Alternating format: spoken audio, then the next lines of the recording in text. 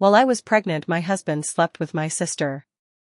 The air in my home was a toxic mix of baby powder and the heavy, metallic scent of death. I was 8 months pregnant with my first daughter, Willow, but instead of nesting, I was playing nurse. My husband, Elias, had begged me to move his mother, Margaret, into our spare room so she could die surrounded by love during her final battle with stage 4 pancreatic cancer. I quit my job, sacrificed my sleep, and spent my days lifting her frail body and changing her sheets, while Elias worked late to cover the mounting medical bills. My sister, Jade, was there constantly, bringing me tea and rubbing my back, telling me what a saint I was. The illusion shattered on a Tuesday. Elias had left his gym bag in the hallway, and inside a hidden pocket, I found a burner phone. When I turned it on, my heart didn't just break, it turned into jagged glass. The phone was filled with months of messages between Elias and Jade. It wasn't just an affair, it was a conspiracy. They were waiting for Margaret to die so they could collect her life insurance and start a life together. One text from Jade read: "How is the whale today? Is the old hag dead yet?" Elias replied, "Soon, babe. Once the funeral is over and the baby is here, I'll file for divorce and claim she's mentally unstable from the grief. We'll have the house, the money, and the kid." I didn't scream.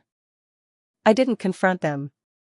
I spent the next 3 weeks being the perfect, grieving wife while secretly funneling money into a private account and hiring a private investigator. I got high-resolution photos of them in hotel lobbies while I was home giving Margaret her morphine. I recorded their whispered conversations in my own kitchen. I was a ghost in my own home, haunting the people who thought they had already buried me. Margaret passed away in the middle of the night. At the funeral, Elias was a master of performance, sobbing at the altar while Jade stood behind him, dabbing her eyes. The reception was held at a prestigious local hall.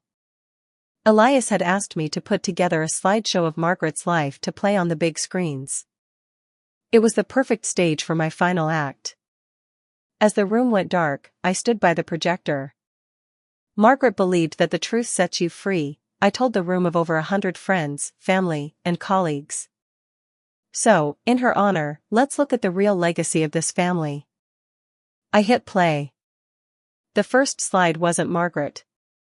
It was a giant, high-definition screenshot of the text message where my husband called me a whale and my sister called his dying mother an old hag. The room went silent, a vacuum of pure shock. Then came the photos. Elias and Jade, tangled together in a hotel bed, timestamps showing I was at the hospital with his mother while they were at the Marriott. "Elena, turn it off." Elias screamed, his face turning a sickly shade of gray as he scrambled toward the stage.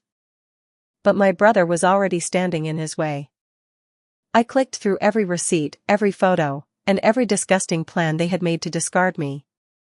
I looked at my sister, who was hyperventilating as our father looked at her with pure loathing.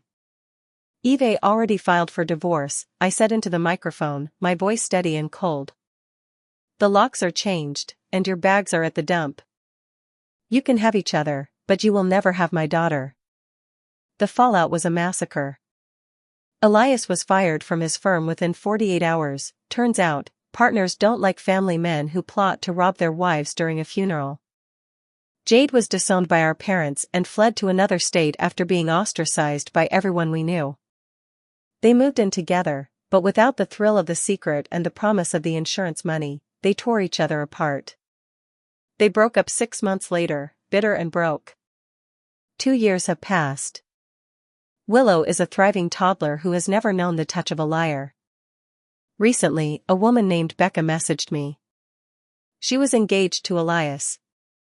She had heard rumors and wanted the truth. I didn't say a word, I just emailed her the funeral slideshow. The engagement was off by sunset. Jade still sends me heartfelt emails begging for a relationship with her niece. I don't even read them. I just hit delete.